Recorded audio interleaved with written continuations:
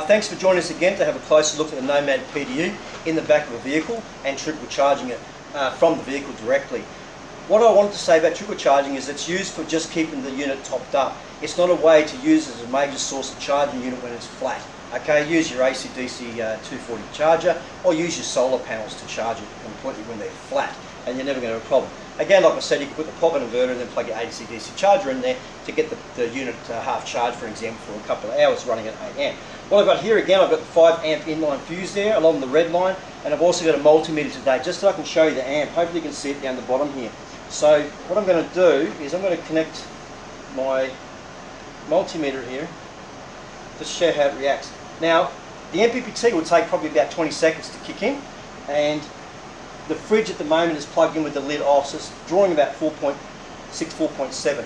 If I was to put the lid back on the fridge, it's going to cool down and probably draw about 1 amp. So if I have a fully charged unit and I go out and go camping, I've got a fully charged Nomad PDU, I go out with my fridge plugged in and it's pulling an amp, this is going to be probably charging, which it's coming up now, it's kicked in now, so 1.6, 1.7, it's probably going to go to about 2, 2.2, 2.5, around that mark there. Looking at the unit, 11.6 volt at the moment, and again that's quite a decent amount of voltage in the unit, and it's going to go, yeah, so just 2.25, 2.3 for example. Now you've got to remember the inputs, maximum input for the unit is 10 amp. It's not 12 or 15 or anything more, it's 10 amp. So the regulated input over there, the Gray Anderson or the MPPT, both take a maximum of 10 amp. So in theory, I should be able to disconnect this from the MPPT and connect it directly into the BMS through the Anderson plug, which I'm going to do now, and show you how that reacts.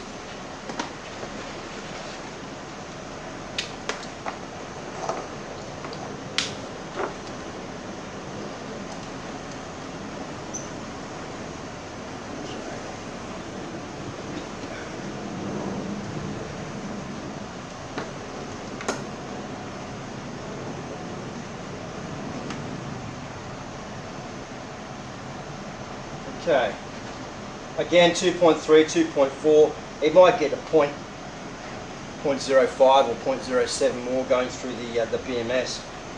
Again, maximum charge 10 amp. So what I wanted to do today is just show you that you can just test it with a multimeter. You could take it up to 3000 RPM if you like, or 4000 RPM and see what happens. But if you've got a unit that's quite full, it's not going to take that much more charge than what it currently is. And I know that for a fact because I was just testing it, doing exactly that at 4000 RPM, and it didn't pull down much more. It might have done about 0.05 or something like that.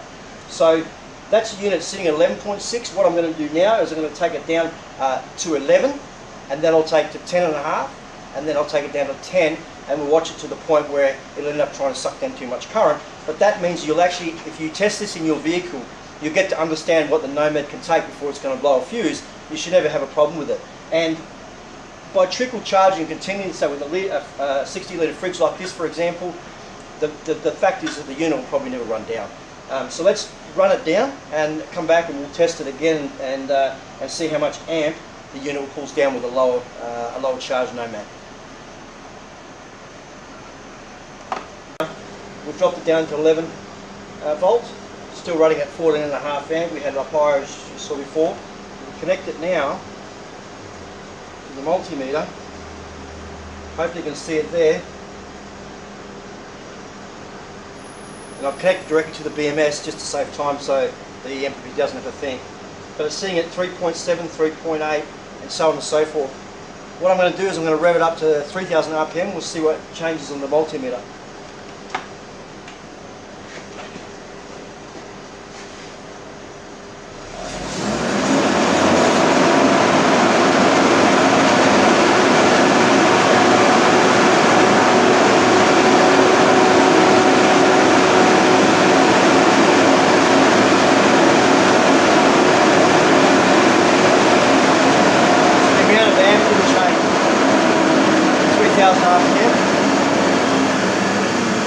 Back down.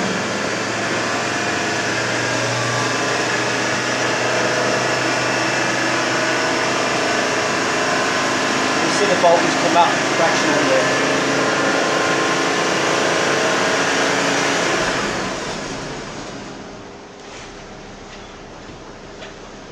So as you can see, what will happen is the voltage of the unit starts coming down, it's going to start pulling more amp. So we'll drop it down to about 10.5 and we'll see what happens there. Here we have the Nomad PDU. I'm just running it down, loading it up, as you can see. 18.6 amp. So I've got a Dremel running there, the fridge running, the fan running, and the 18 volt charger for the Roby also connected in.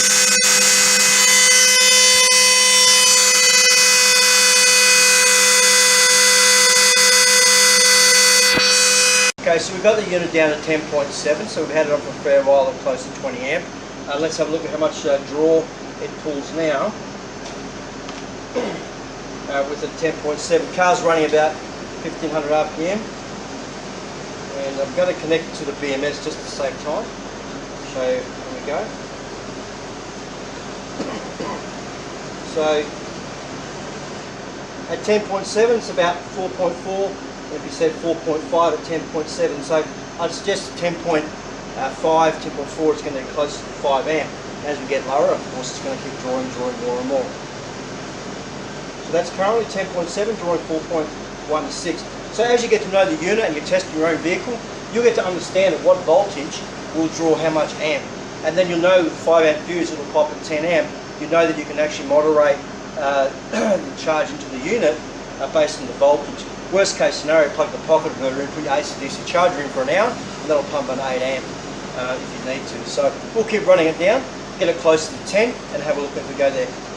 Okay, now we're back to look at the Nomad. Now it's dropped down to 10.3, 10.3, 10.2. You can hear the fridge beeping now, and the reason that that's beeping is the fridge range of operations that needs 10.6 and it'll kick back in. That's why it's beeping.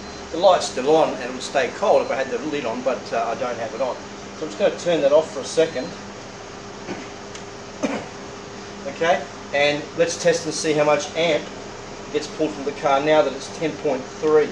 So at 10.3, still on the low, 5.4, 5.5, 5.4.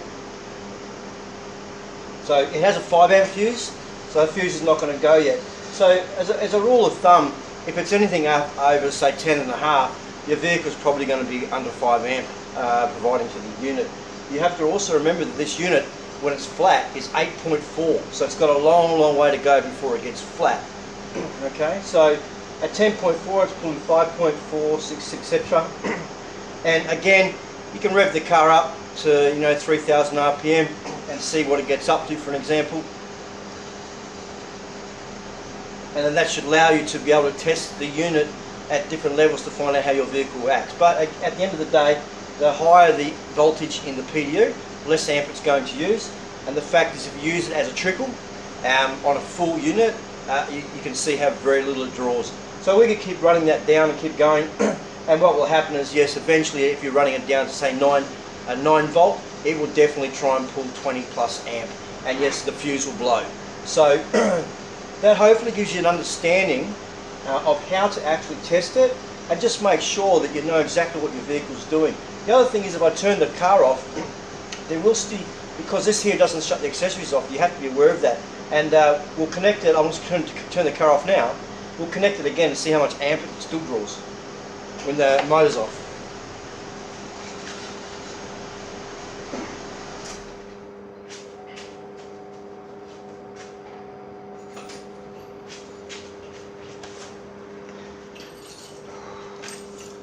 Okay, so the car's off, and so it's going to be pushing a little bit less amp, I would expect,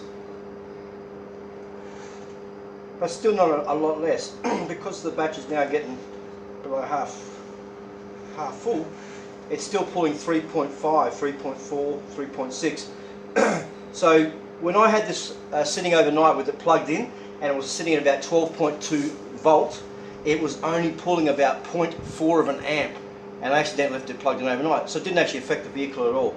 But it's always a good idea to make sure you unplug the sticker socket if you've got a direct through and bypassing accessories like this one here. So if I left this plugged in with a very low battery, it will drain the crank battery, so you obviously don't want to do that. Okay, so that's the Nomad PDU on a trickle charge. Again, the trickle charge, use it just for running and topping up a full battery. If it's dead flat, use your AC/DC charger or use your solar panels to get it fully charged, or at least up over say 10.5. At 10.5 you're going to be drawing say 5 amp.